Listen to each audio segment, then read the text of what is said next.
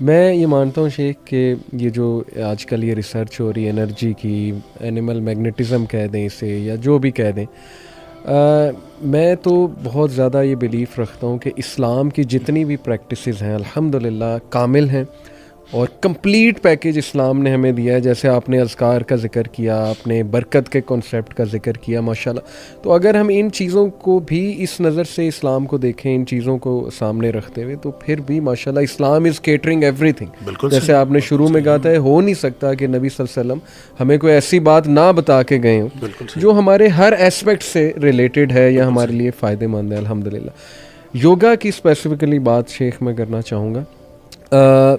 क्या ये पॉसिबल है कि योगा, क्योंकि बुद्धिज़्म से आ रहा है और इस पे रिसर्चेज़ हैं कुछ, मैं आपसे एक रिसर्च शेयर करता हूँ। योगा पे, मेडिटेशन पे एक रिसर्च हुई।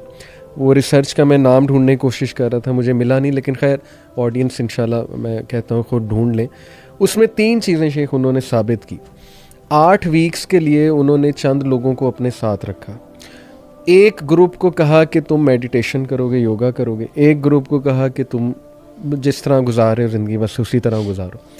8 वीक्स बाद उन लोगों ने वो ग्रुप ए जिसने मेडिटेशन की थी और ग्रुप बी उनका MRI स्कैन किया।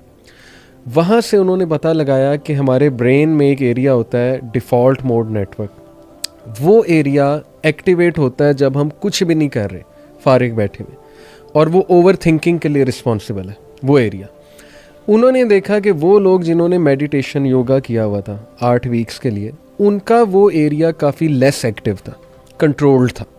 यानी इनडायरेक्टली वो ये कहना चाह रहे हैं कि उनकी ओवर थिंकिंग ख़त्म हो गई या एक्टिवेट नहीं थी। तो वो सुकून में थे। दूसरे जो थे उनका वो एरिया, वो कलर से नज़र आता है, ब्लू या रेड एक्टिविटी का एरिया, तो वो देखा कि वो बहुत ज़्यादा एक्टिव है। तो पहली चीज़ उन्होंने इस रिसर्च से ये साबित की जी कि योगा जो है वो आपकी ओवर थिंकिंग और नेगेटिविटी ख़त्म करता है। दूसरा, उन्होंने पॉजिटिव इमोशंस पे एक रिसर्च की कि वो ग्रुप जिन्होंने योगा किया था वो ज़्यादा खुश थे, हैप्पी थे, शुक्रगुजार थे, ग्रेटफुल थे, उनके अल्फाज बड़े पॉजिटिव थे। सेम सवाल दूसरे ग्रुप से पूछे, वो नहीं, उनकी ज़ुबान पे शिकायत थी और नेगेटिव इमोशंस थे। तीसरी चीज़ जो शेख उन्होंने दरियाफ्त की कि या इसमें सन की वर्शिप इन्वॉल्व है या इसमें पैंथेज़म इन्वॉल्व है वगैरह वगैरह। तो आप क्या समझते हैं इस बारे में? देखें, अपने ओरिजिन के एतबार से योगा जहाँ से आया है, आप अब इसकी हिस्ट्री देखें जी, तो इस एक बिल्कुल रिलीजियस ट्रेडिशन से आया है। जी जी। तो जब रिलीजियस ट्रेडिशन से आया है तो हम कैसे कह सकते हैं कि वो सिर्फ एक जिस्मानी वर्जिश है? ऐसा नहीं हो सकता। सही सही। तो इसका मतलब ये है कि हाँ, थोड़ा सा ये आप कर सकते हैं कि वो जिस रिलीजियस ट्रेडिशन से आया है आप उसको उससे काट दें और उसको सिर्फ जिस्मानी वर्जिश के तौर पर लें। ठीक है, तो ठीक है। ऐसा मुमकिन है कि आप उसको जिस्मानी वर्जिश के तौर पर लें। ठीक। मसलन अभी जो आपने कहा कि वो तो सूरज के खास वक्त के ऊपर, सूरज के खास रुख के ऊपर बैठते हैं, जी हाँ, खास किस्म के गीता के श्लोक पढ़ते हैं, खास किस्म का उनका एक आसन भी उनके खास किस्म के होते हैं, और फिर उसमें जिस्म से कपड़ा हटाना भी जरूरी होता है। जी जी जी। अच्छा, इस तरह की बहुत सारी शराइत हैं। जी हाँ, पोस्चर भी खास किस्म के होते हैं। और जब आप उन सारे पोस्चर्स को भी, उन जिसको आसन कहते हैं, आप उसको भी इख्तियार नहीं करते और आप उनके जो यूं कह लें कि जो रिलीजियस एस्पेक्ट से जितनी चीज़ें हैं उसको आप काट देते हैं, मुनक़ता कर देते हैं और आप सिर्फ उसका जो जिस्मानी वर्जिश का पहलू है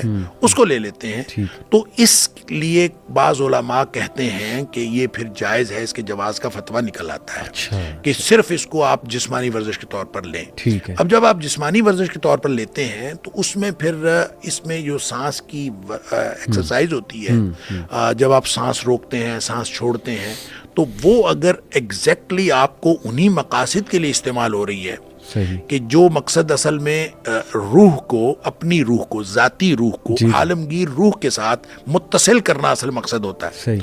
और जो बुनियादी तौर पर आप कह लीजिए कि ये हिंदुइज्म, बुद्ध मत जो है वो भी हिंदू मत से निकला हुआ है, तो ये हिंदू धर्म जो है ये अपने आप को इस तरीके से वो एक आलमगीर मजहब करार दिलवाने के चक्कर में है कि लोग आहिस्ता आहिस्ता, इसके ऊपर मैंने एक आर्टिकल पढ़ा कि उसके अंदर ये तक लिखा हुआ था और पूरी डिटेल्स दी हुई थी कि मसलन RSS जो है जी हाँ। जो बहुत ही एक Extreme हार्डकोर और एक्सट्रीम जो उनकी जमात है हिंदुत्व की, जी हाँ। वो भी ये कहते हैं कि हिंदू मजहब नहीं है, हिंदू धर्म मजहब नहीं है, बल्कि वो कहते हैं कि ये एक तहजीब व तमद्दुन है।